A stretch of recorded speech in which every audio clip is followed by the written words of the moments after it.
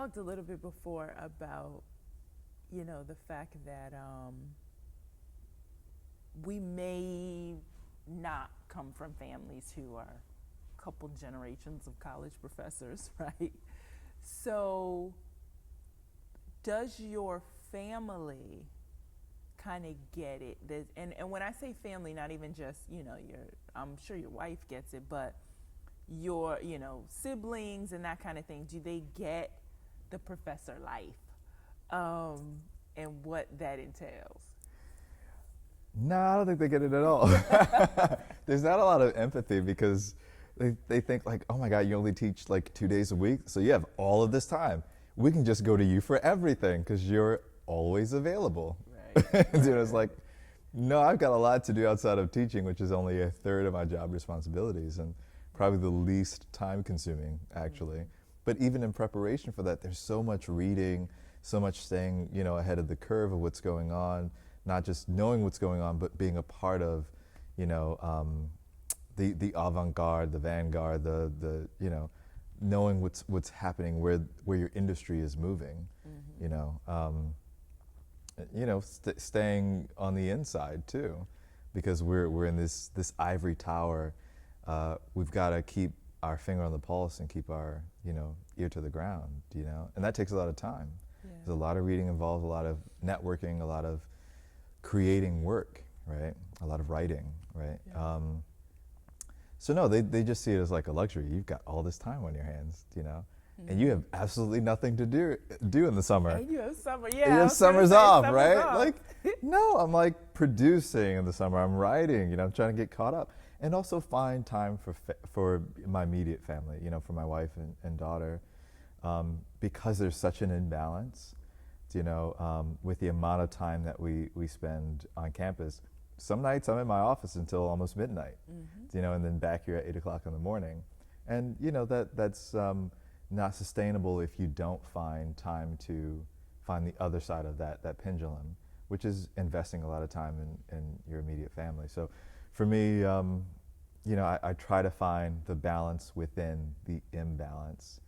That's a lot for them to grasp, I think, because they go, nah, you're just making it sound harder than it is. Right. Right. Exactly. You know what you're doing. You don't need to prep for classes. Like, no, I know what I know, but the time I spend prepping is about creating a learning environment and learning experience by asking the right questions, setting up the right moments and experiences for students to discover, not just me telling them what I know. That's not learning.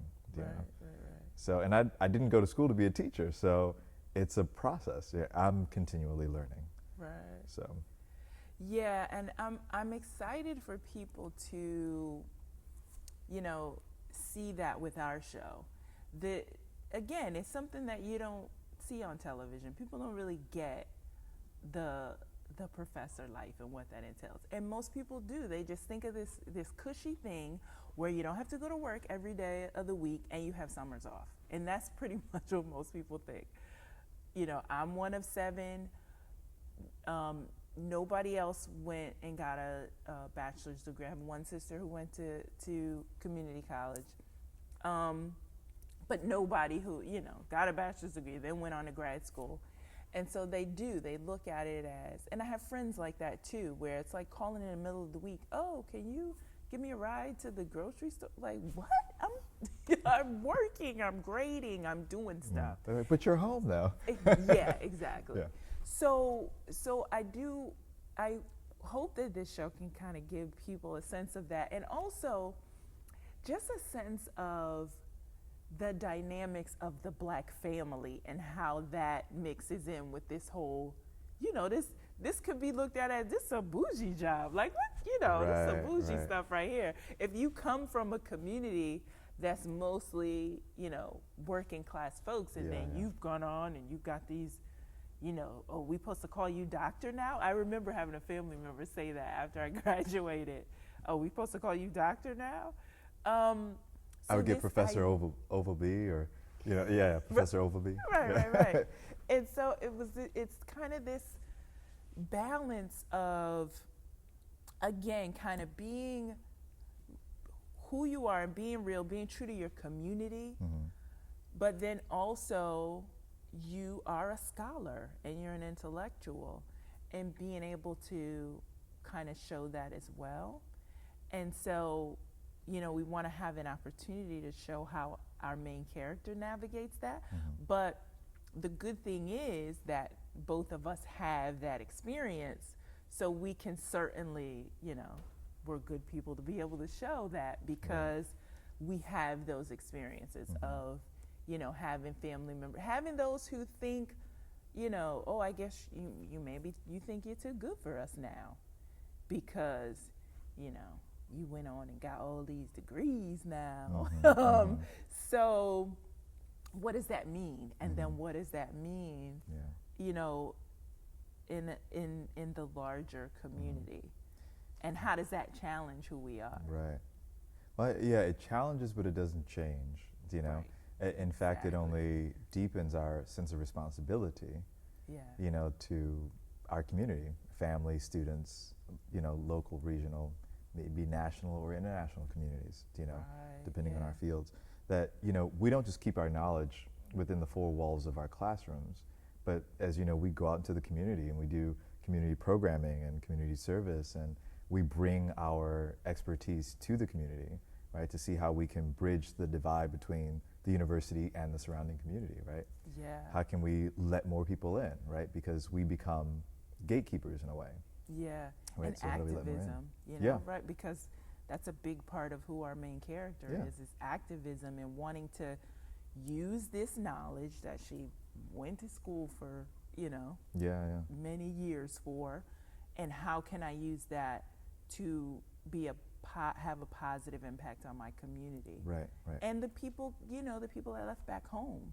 Yeah. And I think that's what all of us want to do. We do understand that level of responsibility. I think oftentimes, as Black folks, whenever we get in certain positions, many times there's this sense of obligation. You see it when I've heard actors talk about that. Just this idea that, I have to be really conscious of the positions I take, the parts that I take, because this is going to go out into the world and it's going to be a representation. And so I think that's true of a variety of different fields that we're in, and often representing the only. Yeah. And so we have to get there, and then we have to think about, okay, this is going to mean something for people, and this is going to represent something. Yeah. For students in my class who've never had a Black professor before, what I show them is going to mean something. Right. Good or bad, it's going to mean something. Right. And so, I do think that we definitely have to think about balancing that. And then again, like I said, being able to be ourselves, and being able to just relax in certain settings and go out and party and, listen to music, go to concerts or whatever, and just have a good time and be who we are. But then that shouldn't take away from the fact that we are intellectuals and we're credible, and we deserve to be in these positions. Right. Like you said, it's such a great, immense and important responsibility. And you're right about the actors being really careful about what they take on, because stories matter, and telling stories authentically matters even more. We've seen those stories that have been hijacked.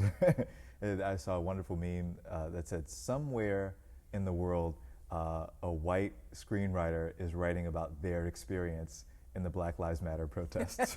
Exactly. Right? Exactly. Which is fine, but oftentimes we know those Oscar-winning movies that have come out recently where the story about a Black person has been hijacked to be about someone other than.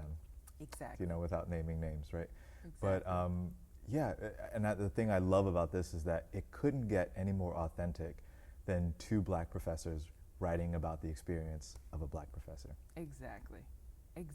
So, and we can't wait to, put this out in the world, because again, it's a story that hasn't been told. It's a perspective that hasn't been seen. And, it'll just be great to have that kind of authenticity on television. So yeah. can't wait for people to see it. Can't wait. It's so exciting. Yeah, they're going to love it. Teaching While Black. Teaching While Black. Support us by following, liking, and subscribing to Teaching While Black TV. Because Black content matters.